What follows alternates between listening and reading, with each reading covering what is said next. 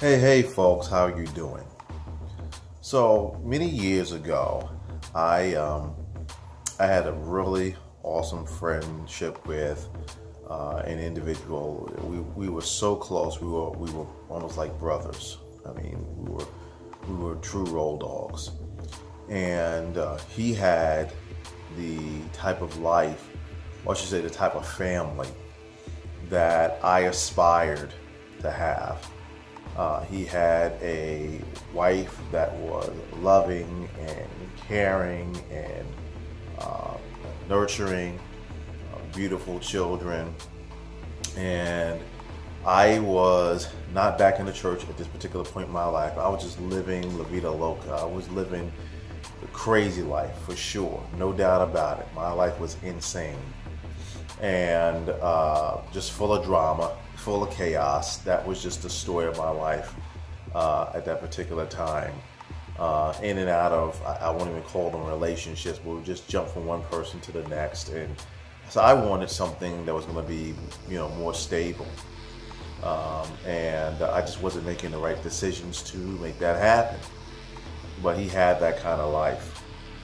And so like I said, we were very good friends. He looked out for me, I looked out for him.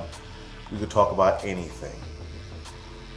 And so because of the decisions I was making, and I continued to make those decisions, even though he kept warning me, hey, you probably need to make some different decisions here, buddy. I ended up becoming a father. And eventually, some point along the line, I became a single father. But I became a single dad at this particular point. And so I needed to make some decisions about what type of life I was going to live, what type of man I was going to be, because I didn't want my son growing up and seeing that kind of stuff. I wanted to be the best role model that I could be for him. And so as I was getting myself together and really trying to pull things together, he started going in the opposite direction. He began moving in a much more reckless way toward a lifestyle that was unstable, unsustainable, and quite frankly, destructive. And as I said, we were very close. We were like brothers. We were always hanging out. Almost every time we got an opportunity to, we would go and hang out and just kick it and just have just a great time. Really, I really admired him. But he started moving in a different direction. And as his friend, it was difficult to see him go through this particular type of transition. I saw the stress and the strain on his family and his loved ones and other friends of ours as we watched this individual literally begin to self-destruct. So needless to say, at some point in time, I find out that he's left his family. And I didn't know anything about it for several months. He was kind of like ducking. That's one thing I've learned about people. Usually when they start getting to things they have no business getting into, they disappear from the face of the earth for a while, or they start acting just really weird. And so that's what was going on. He was acting weird, and he also disappeared for a while. And so I found out that he had left his family. And by this point, my life was relatively stable. I didn't want to be bringing a whole bunch of women around. My son, I felt it was important that he, just like I said, that I was just set the right example. And so one day he came to my door, and we were having a conversation. He said, "Hey man, I knew he had left his family. I knew he had been staying with, or sleeping in another woman's couch or whatever the situation was that was going on. Just wasn't a good situation at all." And he comes to me and he says, "Hey, I need a place to stay." And man, I was just heartbroken. And I made a decision at that point. I told him, "No, you cannot stay with me."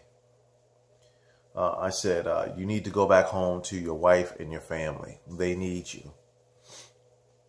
One of the toughest things I had to say to this individual who I had looked up to at one point was making these erratic decisions, erratic choices. But the best place for him was going to be with his family. I mean, he was an emotional wreck. He wasn't making the right choices. But I said, if you get counseling and, get this thing turned around, but you need to go home. He had a great wife. I'm not saying that she was perfect, and neither one of them were perfect, but great life, great home. And that was one of the last times I ever spoke to him. That friendship, that brotherhood that we had disintegrated very, very quickly. Because I was unwilling to tolerate foolishness around me. The reason why I made the decision is I told him, I said, I can't have that kind of stuff going on in my home. I'm raising my son now. I want him to have the best environment, and he can't see women in and out of the home. That's not the type of example I want him to see. That's not appropriate. It was tough, but I had to make that call. And what I discovered through that experience, and there were other experiences that I've had in my life, is that there should never be a choice between your friendship and doing the right thing. As a matter of fact, the two things should be synonymous with one another. Because you're my friend, I'm going to make the right choices, or I'm going to say things that are going to be in your best interest, and vice versa. That's how it should be. And too often I come across people, I've had that discussion with people who are pressured into doing the wrong things by people who are supposedly friends, people who support them doing the wrong things by people who are supposedly friends. Friends are not going to support you doing the wrong thing. Friends are not going to promote inappropriate behavior. Friends are not going to promote immoral behavior. Friends are not going to promote just live your life any way you want to live. People that truly care about you and are concerned about your welfare and that are supporting you are going to always push for the best situation for your life. They're going to always look out for your best interest. And if you truly care about someone, that's the approach you're going to take, even if it means the potential of costing you your relationship.